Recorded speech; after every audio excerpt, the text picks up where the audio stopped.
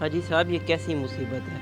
इस बार तो ऐसा लगता है जैसे सूरज ज़मीन पर आ गया हो, सांस लेना भी दुश्वार हो गया है। बेटा ये सूरज की नहीं, हमारी अपनी कोताहियों की तपिश है। देखो इस ज़मीन को, कभी यहाँ हरियाली होती थी, परिंदे चहचहाते थे, लेकिन हमने अपने हाथों से दरख्तों को काट कर कंक्रीट के पहाड़ खड़े कर दिए।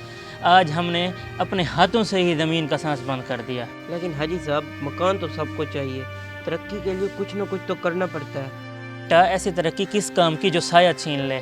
हमने ज़री ज़मीनों पर कॉलोनियाँ बना दी, फसलों पर हमने सीमेंट लगा दिए। आज जो हम गर्मी झेल रहे हैं ये उसी कुदरत के कानून के ख़िलाफ़ वर्दी का नतीजा है जो हमने की। जब ज़मीन पर साया नहीं रहेगा तो आसमान से रहमत कैसे बरसेगी।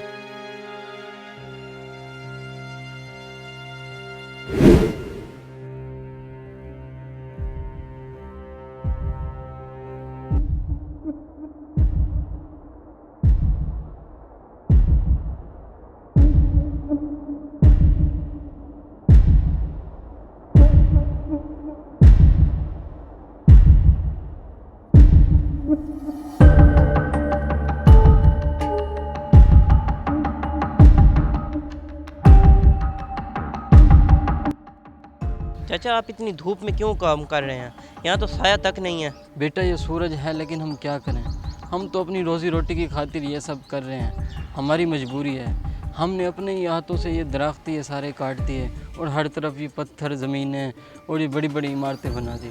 अब हम मजबूर हैं बेटा, क्या करें। आपको क्या लगता है क्या ये सब ठीक हो सकता है? नहीं बेटा, हमने बहुत देर कर दी। ये जो ज़मीन है ये भी अब अपने प्यास बुझाने के लिए तरसती है। ये गर्मी ये उन लोगों के लिए तंबीह है जिन्होंने कुदरत के निज़ाम को बिगाड़ा है। अब हम लोग साये के पीछे भागते हैं और इस साये को हमने अपनी कुल्हाड़ी के ज़रिए ही काटा है। अब देखो हर कोई साये के लिए तरस रहा है। अब ये साया कहाँ से है? ये साया तो हमने अपनी कुल्हाड़ी से काट दिया है।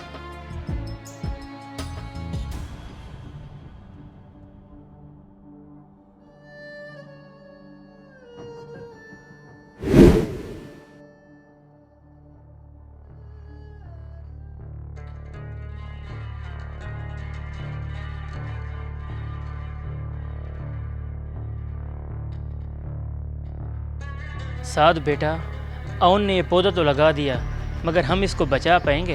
हाजी साहब ये पौधा उन लाख गलतियों की तलाफ़ी तो नहीं कर सकता जो हमने दरख्त काट कर किए हैं, लेकिन एक छोटी सी उम्मीद ज़रूर पैदा करता है। काश ये लोग समझ जाते कि दरख्त काटना सिर्फ एक लकड़ी काटना नहीं, बल्कि आने वाली नस्लों के हिस्से का साया काटना है।